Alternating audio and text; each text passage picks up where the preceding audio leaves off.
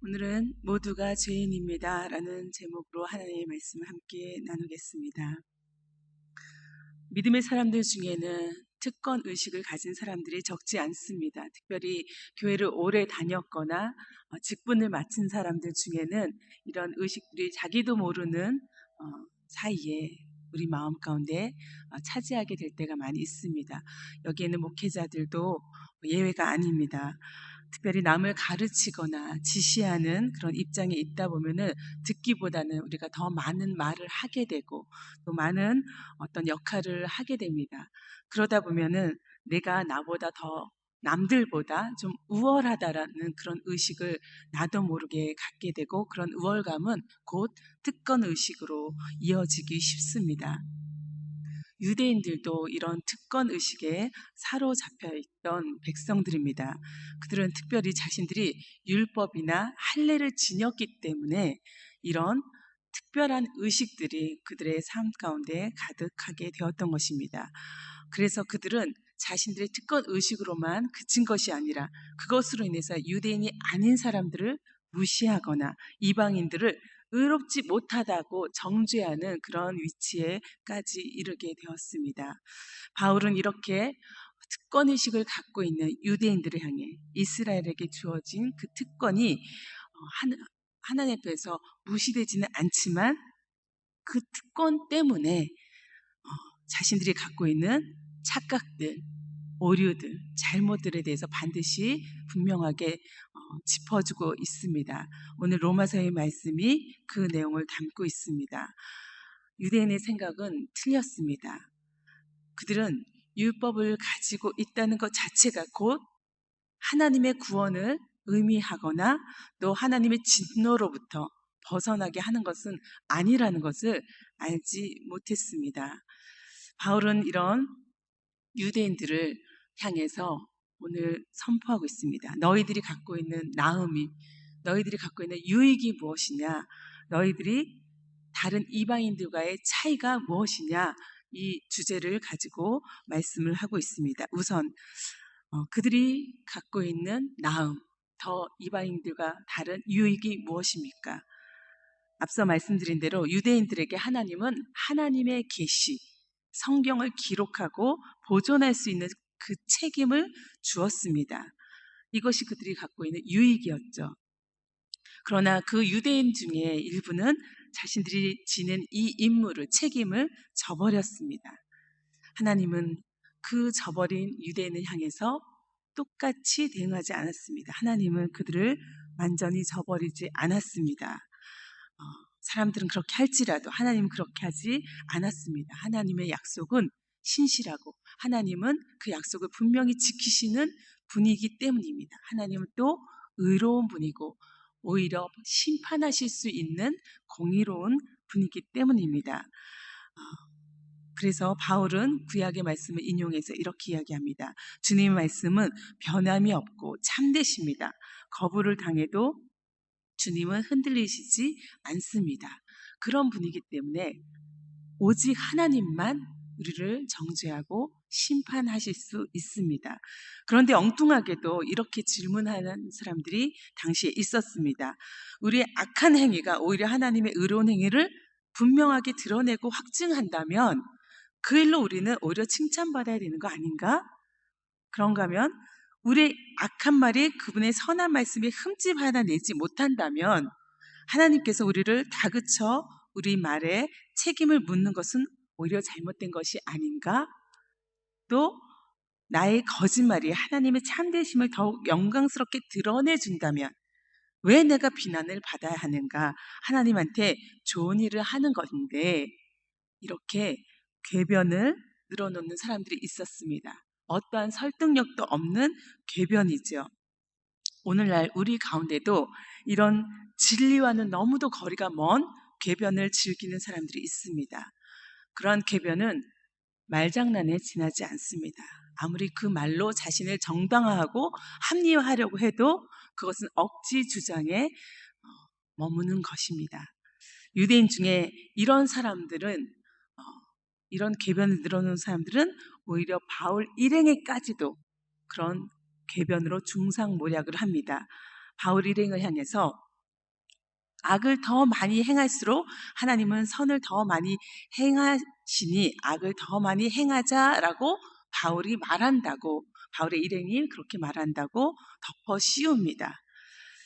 비록 믿음으로 의롭게 된다는 사실, 이것을 바울이 강조한 것을 우리가 잘 알고 있습니다. 이것을 잘못 이해한 사람들은 바울이 도덕을 폐기한 사람, 도덕 폐기론자로 그렇게 생각하고, 그들의 소행은 자기 눈에 들보를 보지 못하는 치명적인 잘못을 범하고 있음에도 불구하고 이렇게 바울에게 모든 책임과 누명을 씌우고 있습니다.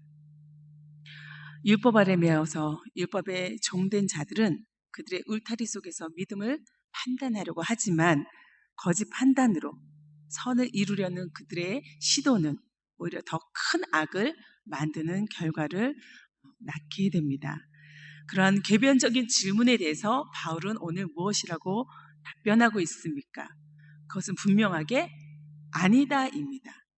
유대인들의 처지가 다른 이방인보다 더 운이 좋은 것 아니다라는 것입니다. 너희들은 그런 특권의식을 가질 이유가 하나도 없다라고 이야기하고 있습니다.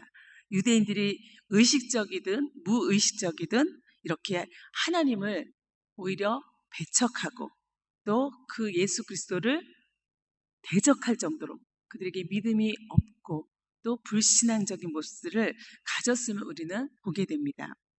그들의 불신앙과 거짓과 불의, 이 모든 것은 오히려 자신 마음대로 하나님을 판단하려고 하는 그런 교만한 모습들이었습니다. 그렇다면 유대인과 이방인의 차이는 무엇입니까? 바울은 이 부분에 있어서 차이가 없다라고 말하고 있습니다. 유대인이든 이방인이든 모두 똑같은 조건에서 출발합니다. 그 조건은 바로 죄인이라는 것입니다. 바울은 구약의 말씀을 다시 인용하면서 10절에서 18절까지 분명하게 이 사실을 드러내고 있습니다. 모든 인간은 죄인이다라는 것입니다. 바울과 그와 같이 하는 그리스도인들조차도 예수 그리스도를 알고 그 자신이 죄인임을 고백하고 거기로부터 구원받았다고 하는 그런 그리스도인조차 우리는 또다시 그 죄에 빠지고 죄에 사로잡히는 그런 모든 사람에 속한다는 것을 오늘 성경은 이야기하고 있습니다. 10절에서부터 18절의 말씀을 다시 읽어보겠습니다. 기록된 바 의인은 없나니 하나도 없으며 깨닫는 자도 없고, 무엇을? 하나님을 깨닫는 자가 없다는 것입니다. 또 하나님을 찾는 자도 없다라고 이야기하고 있습니다. 이것은 하나님을 아는 그 지식, 하나님을 경험한 그것이 너희들에게 없다는 것입니다. 다 치우쳐서 함께 무익하게 되고 선을 행하는 자는 없나니 하나도 없다. 다 올바른 길에서 벗어나 있다는 것입니다. 그들의 목구멍은 열린 무덤이고 사람을 삼켜 죽일 만큼 그런 내 입은 죽은 무덤과 같다는 것입니다. 그 혀로는 속임을 일삼으며 그 입술에는 독사의 독이 있고 그 입에는 저주와 악독이 가득하고 그 발은 피 흘리는데 빠른지라. 우리의 입과 발은 이렇게 죽음을 향해서, 죄악을 향해서 달려가기 참 빠른 그런 존재라는 것입니다. 파멸과 고생이 그 길에 있어 평강의 길을 알지 못하였고 그들의 눈앞에 하나님을 두려움이 없느니라. 도무지 하나님을 알려고도 하지 않고 하나님에 대해서 관심도 없고 온통 우리의 관심은 다른 것에 쏠려 있다는 것입니다. 이 말을 다시 다른 성경으로 읽어보면, 메시지 성경으로 읽어보겠습니다. 바르게 사는 자는 아무도 없다. 단 한 사람도 없다. 사리 분별하는 자도 아무도 없다. 하나님을 향해 깨어있는 자도 아무도 없다. 다들 잘못된 길로 접어들어 다들 막다른 길에서 헤매고 있다. 바르게 사는 사람 단 한 사람도 찾을 수 없다. 그들의 목은 입 열린 무덤이고 혀는 진흙 비탈길처럼 반지를 하다. 하는 말마다 독이 서렸고 입을 열면 공기를 오염시킨다. 올해의 죄인이 되려고 각축전을 벌이며 세상을 온통 비통과 파멸로 어지럽힌다. 사람들과 더불어 사는 법이라고는 기본조차 모르는 그들, 하나님은 안중에도 없다. 이것이 인간의 모습입니다. 이것이 우리의 모습입니다. 이러한 성경의 기록대로라면 이 말씀은 바로 다른 사람이 아닌 우리에게, 오늘 나에게 하는 말씀입니다. 바울은 자기 스스로도 이것은 헬라인과 유대인이만이 아니라 우리를 향해서 주신 말씀이라고 고백했습니다. 유대인들이 하나님의 계시와 관련된 민족이라고 해서 그들이 자동적으로 하나님 앞에 바로 서게 되는 것은 아닌 것처럼, 우리가 오랫동안 교회에 출석했다고 해서, 우리가 직분을 맡은 자라고 해서, 목회자라고 해서, 장로라고 해서, 집사라고 해서 이 죄로부터 멀거나 구원에 그냥 들어가는 것은 전혀 아닌 것입니다. 더불어 어떠한 특권의식도 우리는 가질 수 없다는 것입니다. 이 사실은 멀리 있지 않고 바로 우리 앞에 또 내 안에 있습니다. 사람들 가운데 의인이 있습니까? 우리 주변에 둘러보십시오. 완벽하게 실망하지 않을 만한 사람, 또 믿을 만한 사람, 100%그 사람은 믿을 수 있다. 그 사람은 그럴 리가 없는 사람이다라고 말할 사람은 하나도 없습니다. 비교적 의인으로 보이고 괜찮아 보여도 우리는 결국 내 자신의 한계를, 연약함을 날마다 바라보게 되고, 그 연약함뿐만 아니라 내 안에 있는 부끄러움, 더러움, 그리고 정말 혐오스러운 모습까지도 날마다 우리가 옆에 있는 사람을 통해서, 내 안에 있는 내 모습을 통해서 발견하게 됩니다. 그러니 우리는 모두가 죄인이고 우리는 그리스도가 필요한 존재입니다. 그래서 바울은 최종적인 결론으로 율법의 행위로는 그의 앞에 의롭다 하심을 얻을 육체가 하나도 없으니 율법으로는 그냥 죄를 깨달을 뿐이라고, 죄를 알게 될 뿐이라고 말하고 있습니다. 법이 있어야 우리가 죄라는 것을 알게 되는 것입니다.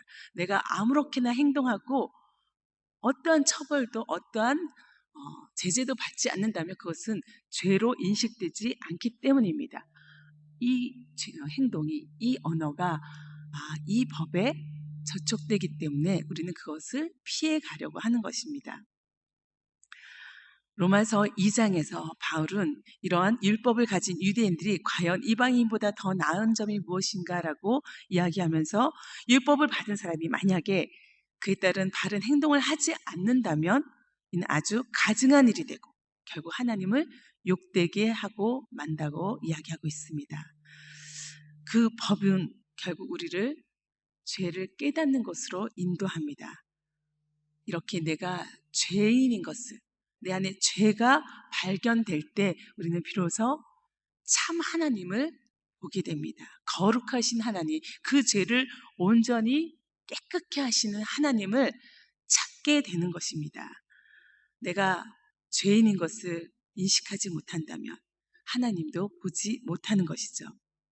그래서 우리의 죄의 문제는 반드시 해결돼야 합니다. 그리고 우리는 의로운 자로 서야 합니다. 그 유일한 방법이 바로 예수 그리스도, 그가 주시는 속량입니다. 그러니 우리는 어떠한 특권도 없습니다. 모두가 죄인일 뿐입니다. 우리는 특별히 신앙의 연수가 많을수록, 또 주님의 일을 맡은 자일수록 이런 특권 의식에 빠지지 않도록 주의해야 할 것입니다. 그리고 우리는 경계해야 할 것입니다. 이 아침에 오늘 우리에게 주신 주님의 말씀에 나 자신을 비추어 보기를 원합니다.